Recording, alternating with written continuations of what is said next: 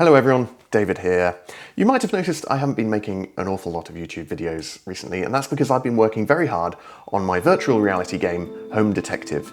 It's actually a mixed reality game, but you can play it using a Quest headset, and it kind of makes you a detective in your own living room. I think it's a really cool idea for a game, and when the Quest 3 comes out at the end of the year, I think it's going to be a great mixed reality game for people to play with the new pass-through features of the Quest 3.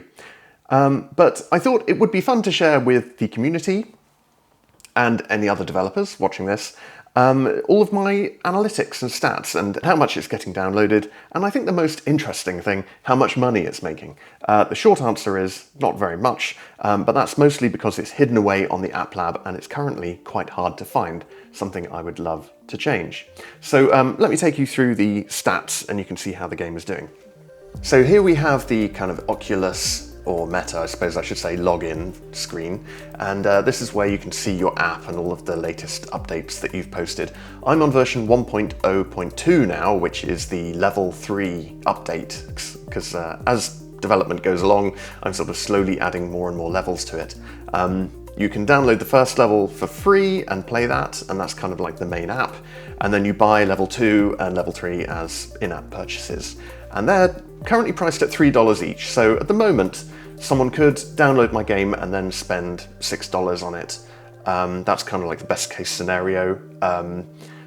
They might buy one level, but the overwhelming majority of people don't buy anything. They just play the first level, which is kind of what I expect. It's like the typical kind of freemium release model for games. Here's the interesting stuff. So as you can see, the game's been out for a month and a half, and it's had over 7,000 downloads, which I'm actually very pleased with. You know, the games market is so saturated, I thought there's every possibility I'd release the game and it would just disappear within a couple of days. And out of those 7,000 people, some of them have bought another level and it's made $386 altogether, and that's worldwide, so some people are buying in different currencies, so it's not exactly $3 each. A funny stat is, out of the over 7,000 people who've downloaded it, only 6,300 or so have actually played it. So there's some 1,000 people out there who've downloaded my app and never actually started it. These are interesting stats as well, which shows over the course of the month, so the last 28 days, I've had over 4,000 installs, and you can break that down by day, and I really study this chart quite often and go back and look at it and say, how many installs did I get on each day? And yeah, I'm very pleased to see that even though the game is on App Lab, and it means you have to search for the name of the game exactly before it comes up, and even then you're given various warnings to say it's not approved in the same way as the main store titles are. Still, over 100 people every single day are downloading the app, and even on some days it's nearly getting up to 200. So yeah, I'm super pleased with that. And this shows the actual money it's making, the gross margin every single day. And yeah, as you can see, sometimes I only sell one level download, and then other days I might sell sort of about 5 or 6. So it's kind of like trickling along.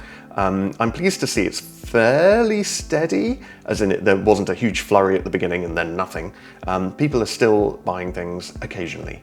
And this shows the kind of active users over the month. And because my game's been out for over a month, this data kind of shows that the game is becoming more popular over time, which is also really encouraging.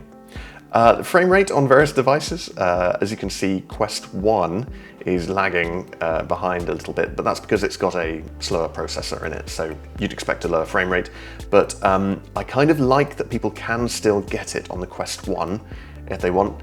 The Quest 2 and Quest Pro is almost locked at 72 frames per second, which is the maximum for the game, which is good because you want a really, really smooth experience for VR.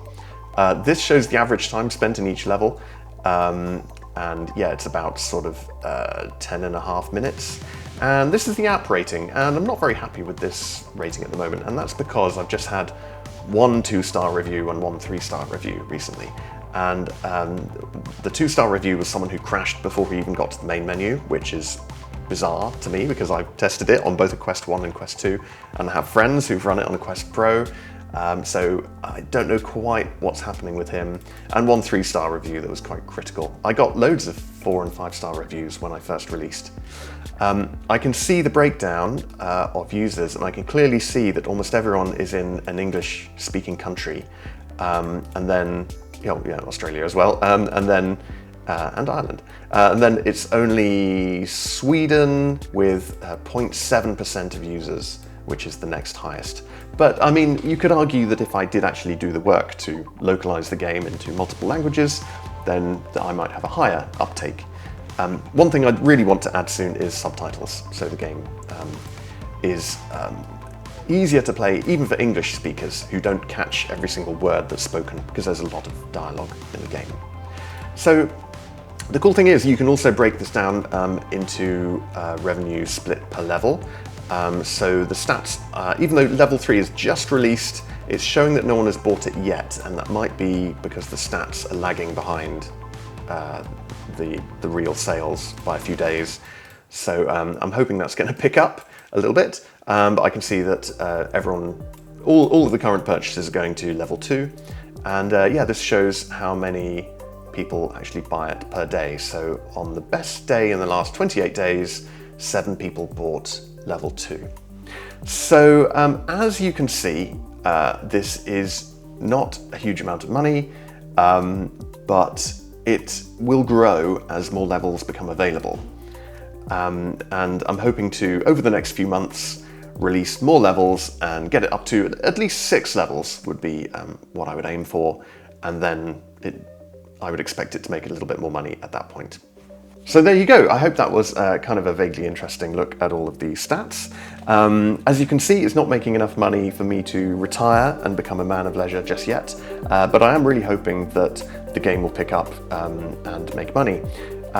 Now, I think the best next thing I could do for the game is to get it onto the official App Store, because then so many more people would see it when they log onto their devices. More people would be trying it every day. I think there'd be more word of mouth, yeah, more people would then download the other levels and pay for them. So if you can help get it on the store, I'd love to speak to you. Or if you just want to talk about development of the game and maybe get involved, then message me. You can go to my website, davidaddis.com, and send me a message through the links there. Okay, there you go. I hope that was interesting or educational on some level. Please leave me a like, and you can help me out by subscribing to my channel as well. Okay, see you next time.